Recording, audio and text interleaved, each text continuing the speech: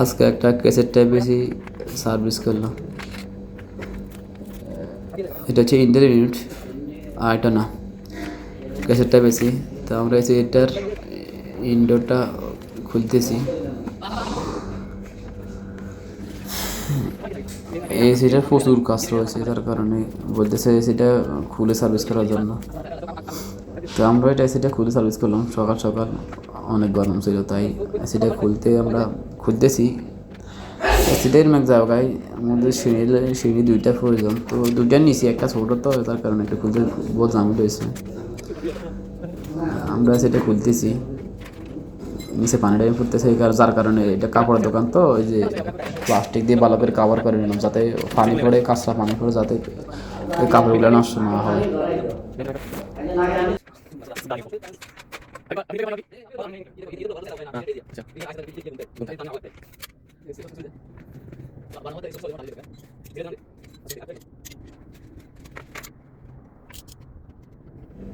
এসির কাভারগুলো খোলা শেষ, এখন শুধু যে ওই যে ফাইভের কানেকশান আছে, ফাইভের কানেকশানটা সিলিংয়ের উপরে, তো হাত ঢোকানো যায় না খুব।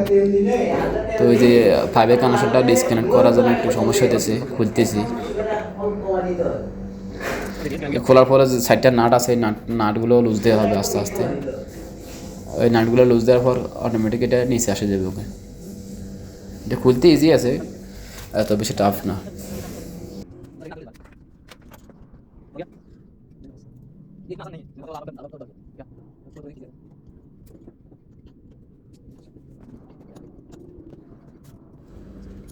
দেখতেই থাকেন আমরা কীভাবে খুলি।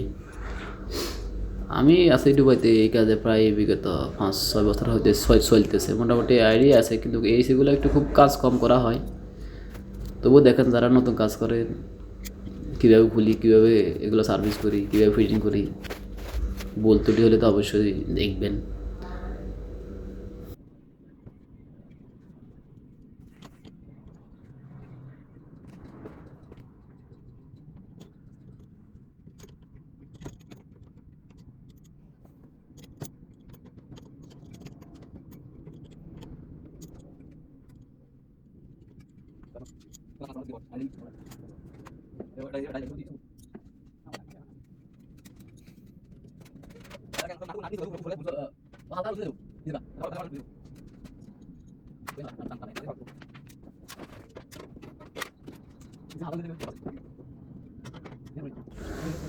এখন ওই যে সাইডটা নাটার কথা বললাম, যেটা দেওয়ালের সাথে ফিক্স বল মারা আছে, রডের সাথে কানেকশন আছে, এখন শুধু ওই 14 নম্বর ডালে দিয়ে এই নাটগুলো লুজ করতেছি।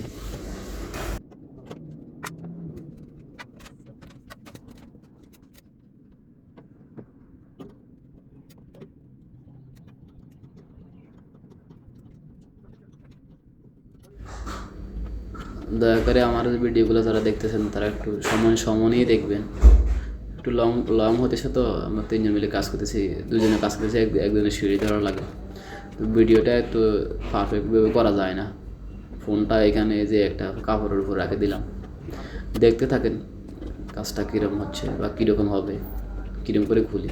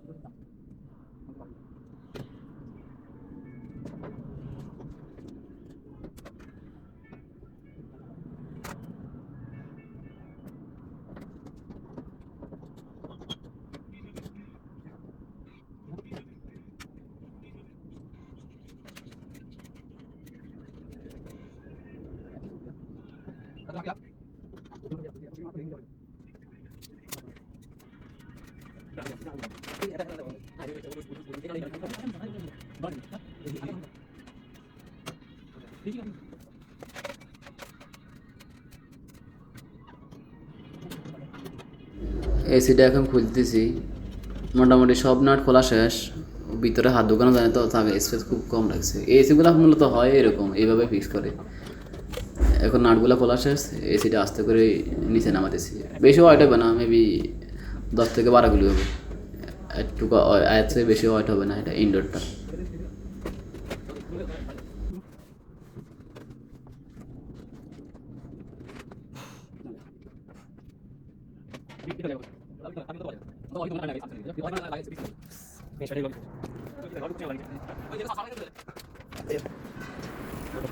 এই যে দেখেন এখন নিচে খুলে নিয়ে আসা হলো, দেখেন কী পরিমাণ কাজ রয়েছে, বহুত কাজ, যার কারণে এসিটা খোলা। তারপরে এসিটা নিয়ে গেলাম ছাদে। এই বিল্ডিংয়ে মূলত আমরা কাজ কাম করি তো সমস্যা হয় না। তো এই ছাদে খুলে নিয়ে পার্ট টু পার্ট এটা সব পার্ট আলেক করা হয়েছে। তারপর প্রথমে একটু পানি মারে এসিটা একটু ভিজিয়ে নিলাম। তারপরে এখানে সৌরভ কেমিক্যাল মারতেছে। অবশ্যই আমরা পরে ভিডিওতে দেখাবো আমরা কোন ধরনের কেমিক্যাল ইউজ করি, জানাবেন এই কেমিক্যালগুলো ক্ষতি না ভালো। এই কেমিক্যালগুলো দেওয়ার কারণ হচ্ছে যে আমরা যদি কেমিক্যালগুলো না দিই, এই যে ভিতরে যে একটা পুরনো যে বহুত দিনের একটা কাঁচরা থাকে, কাঁচরাগুলো কি বের হয় না। তখন এই কেমিক্যাল দেওয়ার পরে কী হয়, যত কাঁচরা আছে বেশি না, এই কেমিক্যালগুলো বেশি পরিমাণে দেওয়া হয় না, বেশি না কম না, মিডিয়াম মানে মোটামুটিভাবে দেওয়া হয়।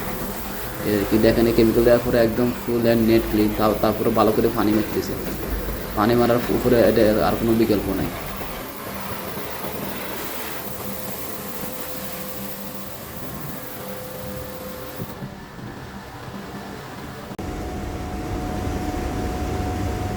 এসিটা সার্ভিস শেষ, এখন আমরা ভিতরে এটা ফিক্স করতেছি। তারপরে এসিটা নিয়ে গেলাম নিচে।